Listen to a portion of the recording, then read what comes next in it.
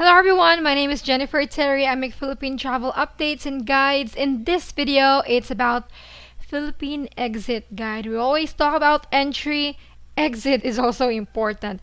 Now, this video is catered for foreign tourists, those who avail the balikbayan privilege, dual citizens, and permanent residents abroad. What are the things that you need to secure before leaving the Philippines?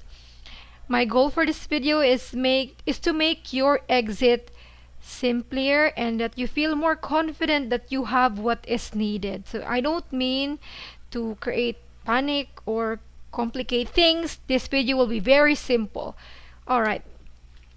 Let's start with no action required, no requirement. So I want to emphasize which travelers doesn't need to secure anything at all, just their passport and ticket. They don't need to secure anything. Who are they? I think most of you belong under this category, no action required, no requirement. Start with foreign tourists who stayed in the Philippines for less than 30 days or stayed within their initial allowable stay upon arrival. So for example, an American tourist entered the Philippines visa-free. They stayed for less than 30 days. Let's say they stayed only for 2 weeks in the Philippines. When they leave the country, they do not need to secure anything at all. There is no requirement by the Philippines. Okay? Foreign tourists who stayed for less than 30 days or within their allowable stay. Next up is foreign tourists who stayed in the Philippines for more than 30 days but not more than 6 months and are up to date with their visa extensions or authorized stay. So for example, you are a foreign tourist who entered visa-free, you stayed here for 3 months, but you were able to extend your visa, apply for that alien certificate registration. You know, you did the right things and you did not stayed for more than 6 months. Then you can go with just your passport. We do not need anything from you. No action required, no requirement needed. Okay? So for example, you have your alien certificate of registration card, you had your visa extensions, you really religiously followed our immigration laws. Then, if you stayed for less than 6 months, there's nothing that you need to pay for at the airport. No action required. Next up is former Filipinos, foreign spouses, and foreign children who were given the balikbayan stamp, the balikbayan privilege upon arrival and stayed for 1 year or less in the Philippines. So remember that the balikbayan stamp gives you 1 year stay, right? 1 year visa-free entry and stay in the Philippines. So let's say you stayed for less than a year or just exactly 1 year. Then when you leave the country, you do not need to secure a clearance or pay if you stayed for less than 1 year, no need to pay travel tax, no action required, no requirement needed when you leave the Philippines.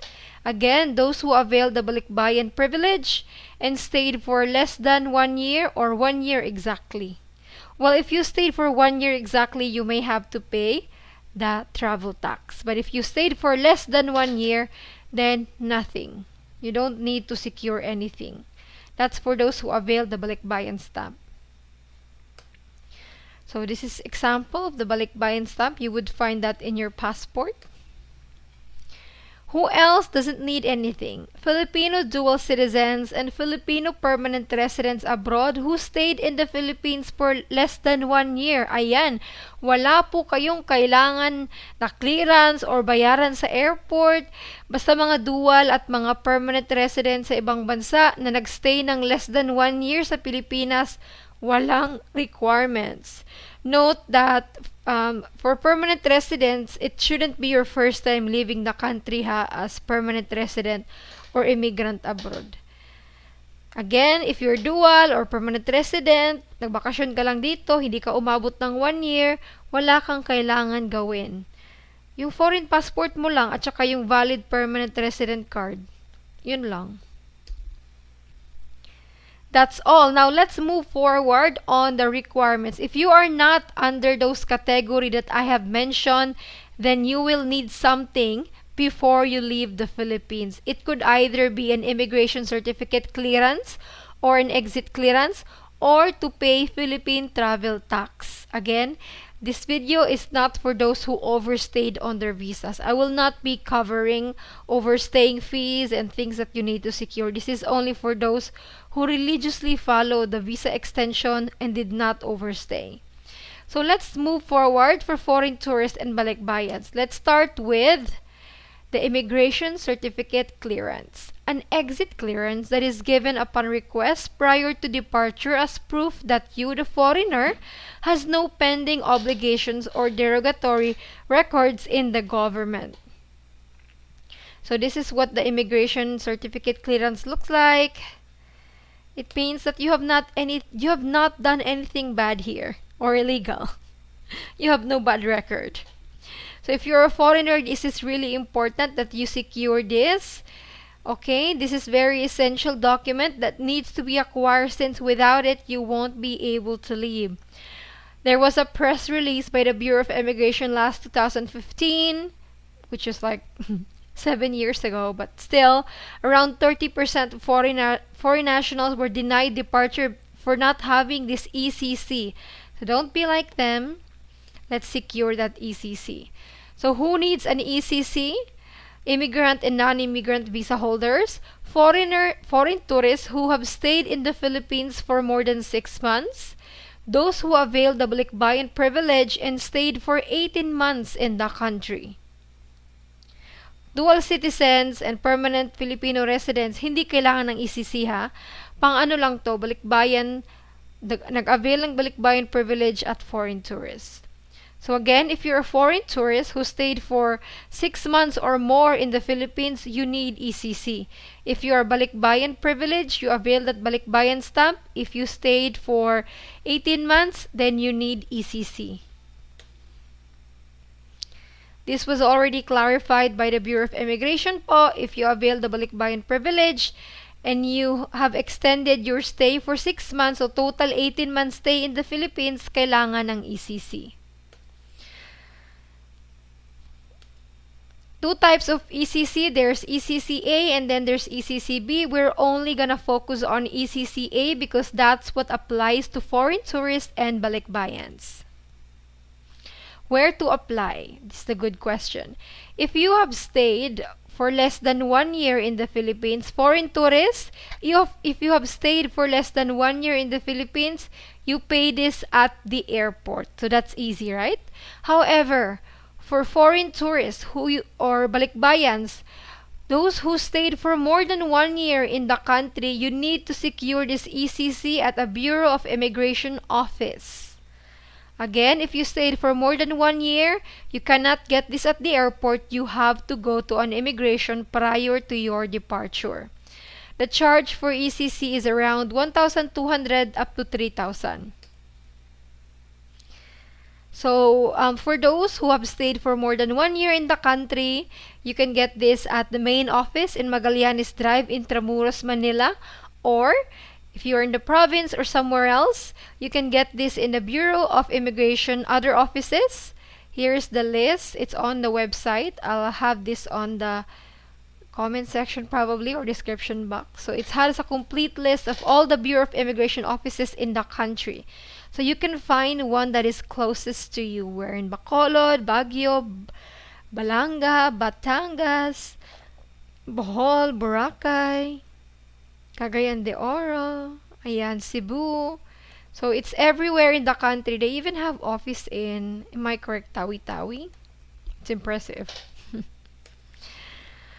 Moving forward, when to apply, the ECC clearance is valid for 1 month from the date of issue. However, you may only use this once regardless of its validity.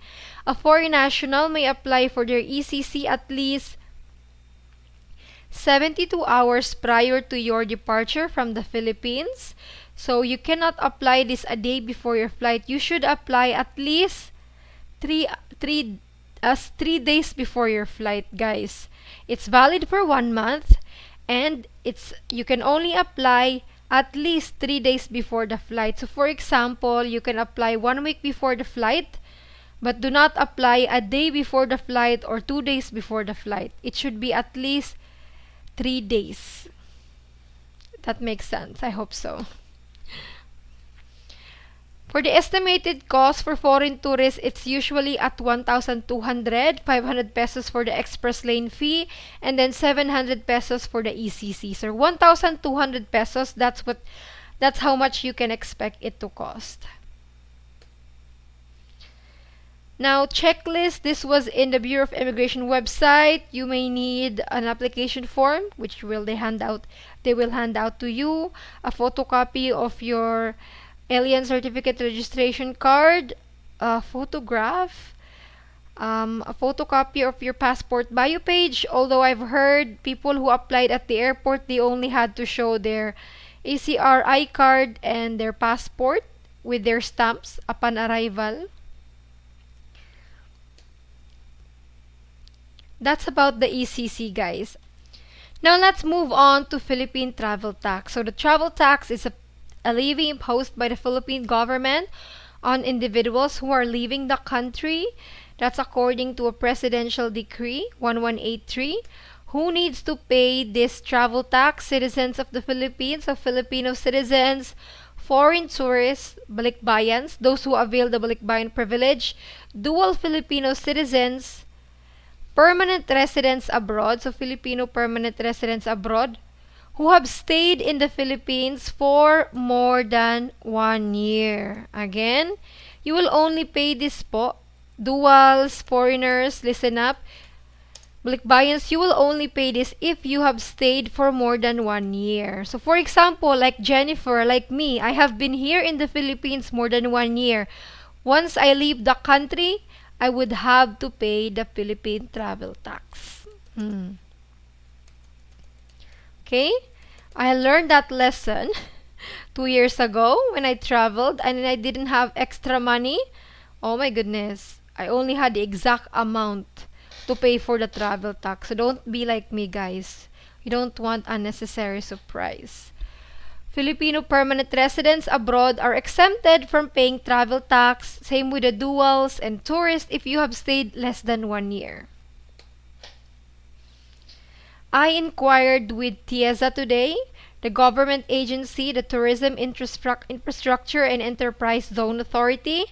For you guys, for example, Filipino permanent residents abroad, you can apply for the exemption online through tieza.gov.ph/travel tax exception. But I have tried getting through the website today and I couldn't get through. It says error, error, error. So I asked, can we just apply at the airport? And TIEZA replied this afternoon. They said, yes, you can definitely apply for an exemption on site at our NAIA travel tax counters located at the departure area. Our travel tax counters at the airport are operating 24/7. So only Filipino permanent residents need the exemption certificate. For duals, for foreign passport holders, you do not need any exemption. You just show your foreign passport, and as long as you stayed for less than 1 year, you're already exempted. This just applies to permanent residents abroad, Filipino permanent residents abroad. You guys need to go to TIEZA counter kung gusto nyo ng exemption. Pwede din mag-apply online kung ma-access nyo yung website. How much is the travel tax? That would depend on the class of the ticket that you bought. So for example, you're flying economy, that's for 1,620 pesos. Children 2 years old and below are exempted from paying the travel tax. There is a standard reduced rate for dependents of OFWs. But for most of us, 1,620. If you're flying first class, it's 2,700. Sometimes you can pay this along with your ticket, or you can just pay this at the airport. It's totally up to you. And some airlines may allow you to pay in advance. I know PAL and Cebu Pacific have that feature. I'm not sure with other airlines.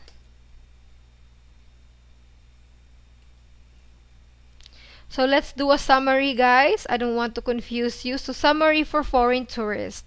If you stayed for less than 6 months in the Philippines, No need for ECC, no need to pay travel tax. You can just go as you want. No need to secure anything at all. For foreign tourists who stayed for 6 months but not 1 year, you need an ECC and exit clearance. You can just get this at the airport. No need to pay for travel tax. For foreign tourists who stayed for 12 months or more, you need an ECC. Please apply at the Bureau of Immigration Office, and you need to pay for travel tax. Moving forward to those who avail the balikbayan privilege, if you stayed po for less than 1 year, hindi kailangan ng ECC, hindi kailangan ng travel tax. If you stayed for more than 1 year, let's say 18 months, you need to apply for ECC po. Yes, apply at the Bureau of Immigration Office, and you need to pay for travel tax. If you stayed for 18 months or more. Summary for dual Filipino citizens or permanent residents abroad. Kung less than 1 year po yung stay sa Pilipinas, hindi na kailangang magbayad or mag-secure ng anong eklabush. Walang babayarang travel tax, wala ding babayarang ECC, walang kailangang exit clearance. Pero kung nagstay kayo ng more than 1 year sa Pilipinas, kailangan magbayad ng travel tax. So that is all about Philippine exit requirements for foreign tourists, balikbayans, Filipino dual citizens, and Filipino permanent residents abroad. For Filipino residents abroad, if it's your first time leaving the country, you will need PDOS certificate po. If first time mong umalis ng bansa na as a permanent resident abroad. So this is all about Philippine exit requirements po. I hope this helped. I hope it wasn't confusing. Thank you so much for tuning in with me. If you have any questions, comment down below and I'll try my best to reply. If you have any more questions too, you can reach out to Philippine Immigration. They usually reply. I'll leave their link on the comment section and their email as well, so you guys can check it out. God bless you all and stay safe.